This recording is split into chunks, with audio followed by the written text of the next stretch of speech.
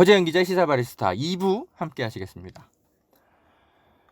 탈북단체들의 지금 그 대북전단 요거 날리는 문제 때문에 지금 뭐 북한이 좀 굉장히 격앙된 반응을 보이고 있잖아요. 근데 모르겠다. 근데 좀 여러분 어떻게 들리세요? 저는 이 대북전단 날리는 사람들도 미운데 북한의 최근에 이런 태도들도 조금 불쾌해요. 예, 우리 민주국가라서 문재인 대통령이 어떻게 좀 통제할 수 없는 영역 같은 게 있는 건데 지네 나라들처럼 막 독재국가도 아니고 우리가 어떻게 그 탈북자들을 다 통제합니까? 예, 갑자기 무슨 남북 무슨 연락사무소를 폐쇄해 버리겠다는 둥 어쩐다는 둥 너무 나가는 논평하는 거 아닙니까? 김정은. 저는 이것도 요즘 좀 불쾌해요. 자, 그러나 어차피 제가 방송해봤자 김정은이 들을 것도 아니고 오늘은 좀 탈북자 우리 그 대북전단 날리는 분들한테 좀 섭섭한 게 많네요, 제가. 예. 그리고 언론들이 그 기사를 잘 써야 되는데 뭐냐면 탈북단체들이 탄압을 받고 있다 이런 식으로 자꾸 기사 쓰는데 아니거든요. 우리가 언제 탈북단체들을 문재인 정부가 탄압하고 있습니까? 대북전단 날리는 단체를 규제하는 거죠. 어떻게 우리가 탈북자를 왜 규제합니까? 탈북자들도 이 대북전단 날리는 것들에 대해서 다들 생각이 달라요. 오히려 지금 자꾸 한국 사회, 남한 사회에서 탈북자 사회가 자꾸 고립되고 이러니까 불편해 한다고요. 예. 어차피 남한의 실상에 대해서 사람들이 알 만큼 아는데, 그리고 이게 무슨 전단 날려봤자 저기 북한의 깊숙한 곳까지 날아가는 것도 아니고, 예? 그 효과도 별로 없는 거를 굳이 뭐하러 날아가다가 오히려 다시 돌아온다니까요, 바람 때문에. 그래가지고 김포나 이런 데 다 막 쓰레기처럼 막 널브러지고 막 이런다는 거예요. 근데 왜 그렇게 하느냐? 예. 제가 저번에 말씀드렸잖아요. 미국의 후원단체들이 있거든요. 거기에다가 뭔가 계속 사업 증명들을 해줘야 후원금이 쌓이거든요. 그래서 그것 때문에 계속 하는 거예요. 그래서 이제 자꾸 이렇게 남북 관계에 불안을 자꾸 조성하고 그러니까 이제 이 탈북단체들이 활동하는 건 좋은데 다만 대북 전단 날리는 것만큼은 자중해 달라 이러면서 지금 규제를 하는 거 아닙니까? 그래서 언론들이 기사 제목 잘 써야 돼요. 탈북단체 탄압하는 게 아닙니다. 대북전단 날리는 것의 사회적 위험성에 대해서 정부가 심각하게 인식하고 규제에 나서는 거죠. 대북전단을 규제하는 겁니다. 탈북단체가 아니라. 이거 여러분 기사 읽으실 때도 잘 판단하셔야 돼요. 우리가 왜 탈북자 전체를 규제합니까? 그건 아니죠. 여러분도 그러시면 안 되죠. 그런 걸 좀 짚어드리고 싶었고요. 이재명 경기도지사가 정말 그 발빠르게 그리고 핵심적인 부분들 참 잘 집어서 행정을 아주 잘해요. 이번에도 대북전단 살포를 현행범으로 체포하겠다고 밝혔어요. 그래서 제가 처음에 깜짝 놀라갖고 들어가봤죠. 뉴스를 보고 이거 뭐야? 왜 이게 불법도 아닌데 왜 현행범으로 체포해? 근데 역시 법률가 출신의 경기도지사라서 뭐가 달라요. 법적으로 이미 처벌할 수 있는 규정과 방법들이 있었더라고요. 근데 이걸 안 했던 거야. 지금까지 경기도가. 자, 봅시다. 이재명 지사의 논리입니다. 재난 및 안전관리 기본법에 따라 접경 지역 일부를 위험 구역으로 경기도지사가 설정할 수 있대요. 그렇게 지정을 하면 그러면 이제 거기에 아무나 들어갈 수가 없게 되거든요. 그래서 대북전단을 살포하려는 사람들이 거길 못 들어가면 이제 그 대북전단도 못 날리죠. 근데 만약에 그래도 억지로 막 들어갔다 하면은 거기에 이제 그 경기도 소속의 일부 특별경찰들이 있거든요. 그 특사경을 투입해가지고 바로 현장에서 체포하겠다. 그러니까 합법적으로 얼마든지 이걸 규제하고 그 규제를 어겼을 경우 체포할 수 있는 방법이 이미 있었던 거예요. 그리고 이 경기도 특별사법경찰단이 단속을 벌이는데 만약에 이걸 응하지 않으면 수사하고 고발하고 이렇게 해가지고 엄정 대응하겠다 이렇게 경기도지사가 밝혔습니다. 그리고 대북전단 살포가 실제로 경기도민의 생명을 위협하는 행위 위협 행위로 간주될 수 있기 때문에 접경 지역 일부에 대해서 일부에 대해서 위험 구역으로 지정하는 것은 법적으로 아무 문제가 없다. 네, 행정력과 공권력을 동원하겠다 이러면서 이재명 경기도지사가 밝혔습니다. 야, 이런 과감한 행정력은 진짜 사이다. 예, 마시는 기분입니다. 지금까지 경기도지사들은 다 뭐 한 거야? 참 그래요. 이런 거는 칭찬해드리고 싶어요. 자, 대북전단 논란에 대해서 뉴스들 조금 짚어봤고요. 오늘 이 얘기를 좀 자세히 드려야 돼요. 뭐냐? 채널A 이동재 기자가 한동훈 검사장과 과연 무슨 사이냐? 지금 막 증명이 잘 안 돼가지고 지금 의혹 수준으로 남아 있는데 6월 15일 밤에 MBC 뉴스데스크가 특종을 하나 했습니다. 뭐냐? 짜자잔. 이동재 기자가 한동훈 검사장과 1월에서 2월 사이에 올해 5번 이상 통화를 한 것으로 검찰이 수사팀이 확인한 것으로 그렇게 파악됐다고 하네요. 2월이 아니고 2월과 3월에 검찰이 한동훈 검사장과 이동재 기자가 최소 5차례 이상 통화한 내역과 일시 등을 통신사 압수수색을 통해서 확인을 했다고 하네요. 자, 지금 이동재 기자가 통화 녹음 파일을 삭제했죠. 참 도덕적으로 문제가 많은 사람입니다, 이 사람. 그래서 어쩔 수 없이 한동훈 검사장을 불러다가 직접 조사를 해야 될 것 같네요, 이러면. 그러면 통화에서 어떤 내용들을 말했느냐, 이게 지금 이제 궁금하잖아요. 요거는 비록 이동재 기자가 이 파일을 삭제해서 우리가 알 수는 없지만 얼마 전에 채널A 진상조사위원회에서 이제 시민단체나 이런 사람들이 들어가서 함께 조사를 했습니다. 여기서 보고서 같은 게 좀 유출이 돼가지고 미디어오늘에서 보도한 게 있어요. 그런데 이동재 기자의 통화 녹취록이 이런 게 있습니다. 제가 조금 읽어드릴게요. 후배 기자랑 통화를 하는데 이렇게 얘기합니다. 안 그래도 내가 한동훈에게 아침에 전화를 했어.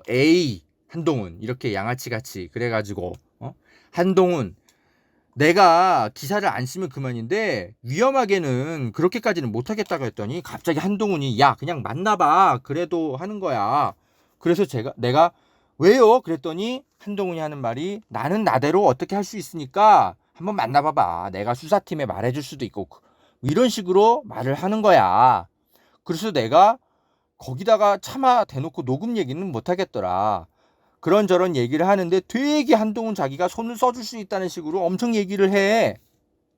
이렇게 후배 기자와 통화한 녹취록이 나왔습니다. 요게 보고서에 써 있어요. 한동훈이 사실상 막 본인이 수사팀도 아닌데 수사팀에다가 이동재 기자가 누구 만나고 다니고 있고 이런 내용들이 있고 전해줄 테니까 한번 사실상 취재 지시를 하고 있죠. 근데 이동재 기자가 좀 불쾌하고 막 이랬던 모양이에요. 요런 통화를 한 5번 이상 한 겁니다. 그 문제의 2월과 3월에. 그럼 여러분 보세요.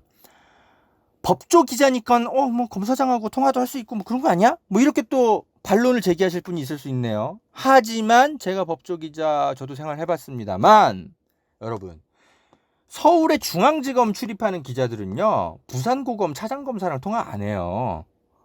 한동훈이 올해 1월달에 부산고검으로 발령 나잖아요. 근데 왜 서울중앙지검 그 출입 기자가 부산고검 차장검사랑 통화를 하는데? 그리고 이동재는 저보다도 연차가 낮아요. 그러니까 법조 팀장이나 반장급이 아니라고요. 얘는 거의 말단 기자에 가까워요. 누구 지시받아서 움직이는 애예요. 그러면은 검사장급이랑 통화를 할 리가 없어요. 부산고검 차장검사랑. 법조 팀장이랑 통화를 했으면 모를까. 통화할 일이 없어요. 채널의 이동재 기자는 부산 지역에 있는 차장검사랑은 더더군다나. 그러니까 굉장히 특수한 관계에 놓여 있었던 거죠. 이동재 기자와 한동훈 검사장은 5차례 이상 이렇게 통화할 일이 없단 말입니다. 이거는 법조 기자 생활해본 사람들은 다 알아요. 자, 그런데 이동재 기자가 무슨 이유에서인지 통화 녹취된 거를 다 지워버렸다는 거죠. 예, 그래서 채널A의 정당한 감찰 행위를 사실상 업무 방해를 하는 그런 행동을 저질렀는데, 자, 여러분, 여기서 우리가 잠깐 떠오르는 거. 정경심 교수가 증거인멸의 가능성이 있다면서, 그죠? 예, 구속했잖아요, 검찰. 진짜 이잡듯이 수사해가지고 증거 다 확보해 놓고도 또 다른 증거가 인멸될 가능성이 있다면서 정경심 교수 그렇게 구속했는데, 지금 이동재 기자는 보세요. 이미 증거를 인멸한 게 다 밝혀졌어요. 이미. 그런데 왜 구속 영장조차 청구를 안 하는 거죠, 검찰은? 이게 윤석열 검찰총장이 생각하는, 예? 균형 잡힌 수사입니까? 비례와 균형. 뭐 이것의 중요성을 뭘 늘 생각하면서 수사를 하라고 얼마 전에, 예? 윤석열 검찰총장이 그 신입 그 임관 검사들한테 그렇게 강의를 했다는 거 아니에요. 이게 비례와 균형입니까? 지금 이동재 기자는 당장 구속돼야 돼요. 이러면, 예? 한동훈 검사장과 5차례 이상 통화까지 한 내역이 나왔고, 그런데 무슨 내용인지 모르겠지만 그걸 지워버렸다는 거 아니에요. 증거인멸을. 근데 왜 구속 안 합니까? 아이고. 그런데 지금 이동재 기자는 본인이 받고 있는 수사가 오히려 불공정하다면서 전문 수사 자문단 소집을 요청한다고 오히려 대검찰청에 진정서를 제출했네요. 참, 그래, 우리가 검찰 개혁하면서 이 민주적 제도를 도입해 놓으니까 정말 그거를 네가 먼저 활용할 줄은 몰랐다, 이종재 기자. 정말. 그래요. 예, 아무튼 네, 계속 지켜봅시다. 동료 기자라고 절대 편들어줘서는 안 됩니다. 이런 인간들은 한국 기자협회가 이런 사람은 제명시켜야 돼요. 뭐 하는 겁니까 지금? 자, 시사바리스타 마치기 전에 조금 드릴 말씀이 있어요. 우리 이용수 어른이, 예, 위안부 피해 할머니죠. 대구에서 I can speak라는 따로 위안부 피해 운동을 하는 단체를 만들겠다라는 그런 보도가 나온 걸 봤어요. 보니까 당사자 중심의 운동을 앞으로 하겠다 하면서 광복절 출범을 목표로 움직이겠다. 정의기억연대 뭐 이런 시민 모임들은 기존의 위안부 그런 그 관련 단체들은 활동가 중심의 단체였다면 이 I can speak는 피해 당사자 중심으로 운영을 하겠다. 뭐 이렇게 밝혔네요. 자, NGO 운동에 여러 갈래가 있을 수 있고 또 운동의 노선에 대해서 긍정적인 어떤 미래를 위해서 논쟁도 날카롭게 할 수 있죠. 그런데 저는 이런 말씀을 드리고 싶습니다. 제가 그 김복동 어른의 10년간의 발언과 영상 기록물, 인터뷰들 쭉 다 전수조사해가지고 확인해가지고 인터뷰 기사 써드린 거 다 보셨죠, 여러분? 리포액트에 써 있잖아요. 방송으로도 만들어드렸고 거길 잘 읽어보세요. 정의기억연대야말로 당사자 중심의 시민단체였습니다. 김복동 어른이 그 단체의 중심이었고요. 네, 이용수 어른도 그 당사자셨고요. 아니 그럼 김복동 어른이 자꾸 막 누구한테 끌려다니고 이용당했다는 식으로 이용수 어른은 얘기하시는데 그거 사실 아니잖아요.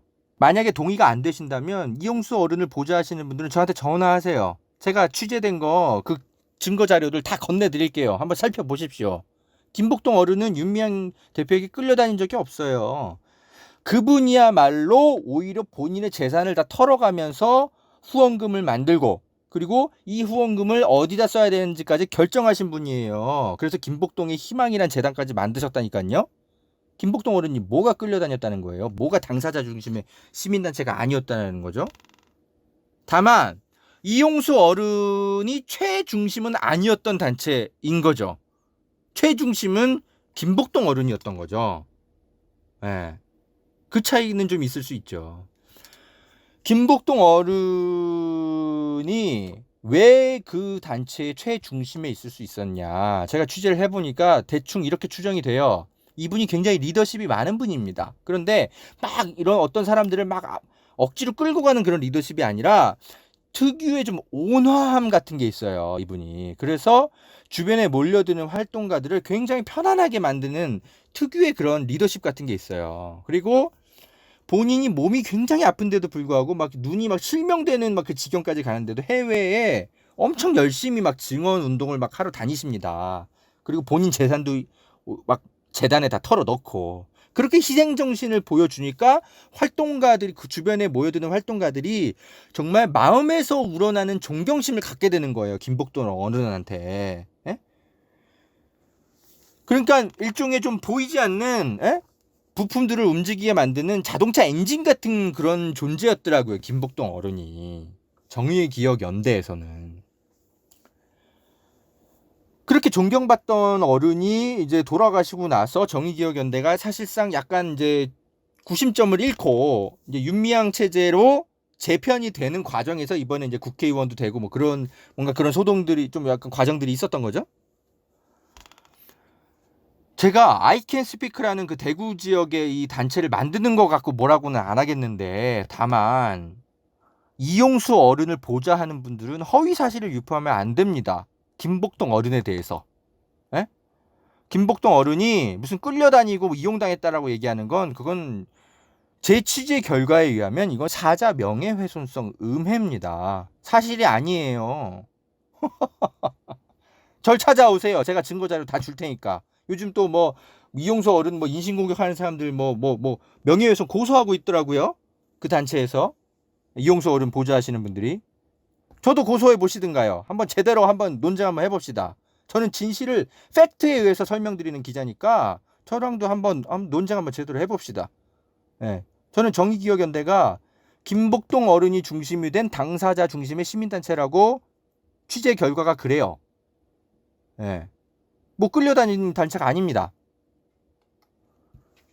저는 이용수 어른 편도 아니고 김복동 어른 편도 아니에요. 사실 이 두 분은 너무 연로하셔가지고 저랑은 사실 그렇게 뭐 인간적 관계가 없는 분들이었어요.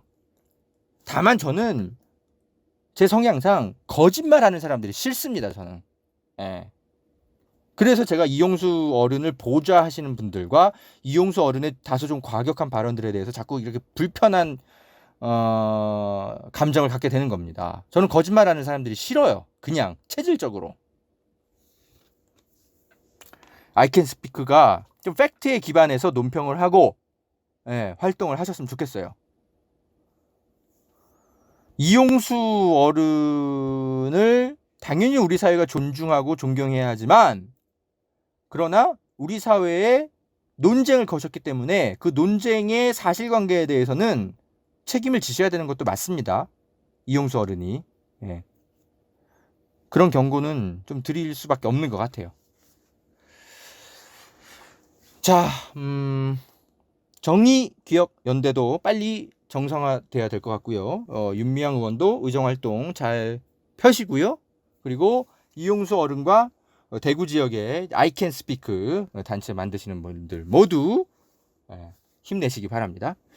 자, 허재현 기자의 시사 바리스타 오늘 여기까지 하겠습니다.